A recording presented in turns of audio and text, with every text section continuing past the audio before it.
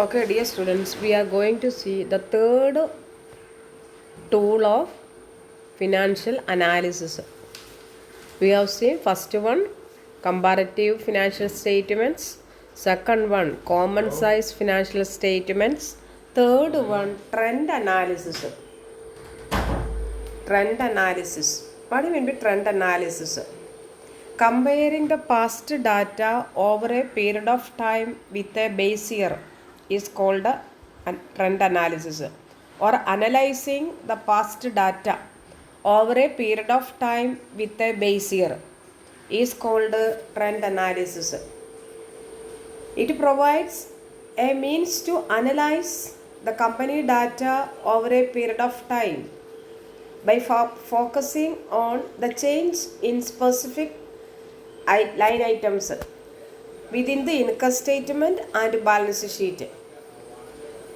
So specific items given in the income statement and P&L account, income statement or P&L account and balance sheet is taken over a period of time with a view to analyze the change in the data. What is the trend of the data? Whether there is increasing trend or decreasing trend or flat trend, no change. So what is the change in the major items in the financial statements? For example, change in the sales, change in the cost, change in the gross profit, changes in the operating profit, change in current asset, change in shareholders fund, change in fixed asset, all this. Then change in stock, change in debtors or receivables. So when when the company want to study the change in the important items or important data given in the financial statements over a period of time, then we analyze the changes by means of calculating trend ratios or trend percentages. So trend analysis means comparing the past data over a period of time with a base year, on the basis of which we can determine what is the tendency, whether there is upward, downward trend or flat trend.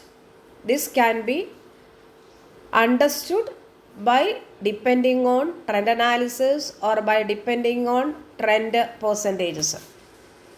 Okay, let us see what are the objectives of trend analysis. First one, to make a comprehensive and comparative study of financial statements. We can have detailed study and comparative study of financial statements. Then we can have better understanding of financial and profitability position. We can get a better understanding and better meaning regarding the profitability position and financial position. Then third one, we can find the trend or direction. What is a tendency or what is a trend or what is the direction of the movement? Whether there are three movements, three types of movements: upward trend or increasing trend, downward trend or decreasing trend, flat trend. Flat means no change. Okay, so we can, with the help of trend ratios, with the help of trend analysis or trend percentages, we can determine the direction of the movement in the items given in the financial statements over a period of time. Next, how will you calculate trend percentages? First, you will be given data over a number of years. For example, 10 years or 5 years. You will be given the data relating to a number of years. Then from among the years, you have to take 1 year as the base year. Select a year as the base year. Usually, the first year is taken as the base year. Okay, so first year is taken as the base year. Then base year data is taken as 100. So from among the years, one of the years will be taken as the base year. Base year data is assumed as 100. Then calculate trend percentages in relation to the base year.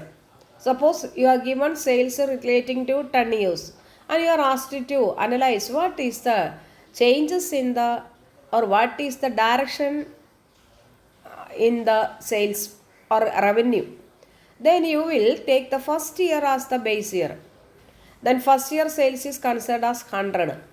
On the basis of the first year data, you will convert all other years sales figure into percentages. How will you calculate? Current year data divided by base year data into 100. Current year data divided by base year data into 100. Okay. That is each year's figure is divided by the base year figure. ഞാൻ പറഞ്ഞു ഈ current year figure or current year data divided by base year data into 100. And the calculated percentage is above 100, there is increasing trend or upward trend. Then the calculated percentage is below 100, there is decreasing trend or down movement. If the calculated percentage is 100, there is no change. That is trend, flat trend.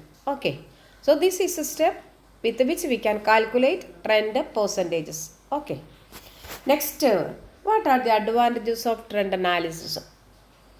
We can say that information can be presented in a summary form. We can get the data, we can get the information in a summary form. Okay. Second one, it is a simple technique. We can easily determine the trend, or we can easily determine the movement of the data, and so it is easily understandable one, and it is an easy technique.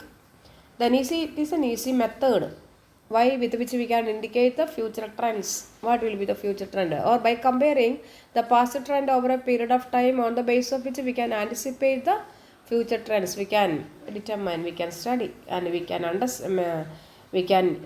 determine. Okay, last one, the chance of errors are comparatively lower. Next, what are the limitations of trend analysis? There may be no normal base year. 1 year first year data is taken as the base year, so there may be no normal base year. Then the trend ratio of single item has no significance unless it is compared with the trend ratio of the related figure. Understood? The trend ratio of a single item has no significance unless we compare the trend ratio of the related figure. No use under an inflationary situation. When there is a violent price changes, usually we know that trend percentages can't have effective use. So these are the limitations. So we have seen what will be trend analysis, comparing the past data over a period of time with a base year for the purpose of analyzing the movement or direction in the major items given in the financial statements. Then how will you calculate trend percentages and why it is calculated? Mainly it is calculated to know what is the trend of the or direction of the movement in the financial data over a period of time, on the basis of which we can see whether there is any movement either upward or downward or no movement, etc. Okay.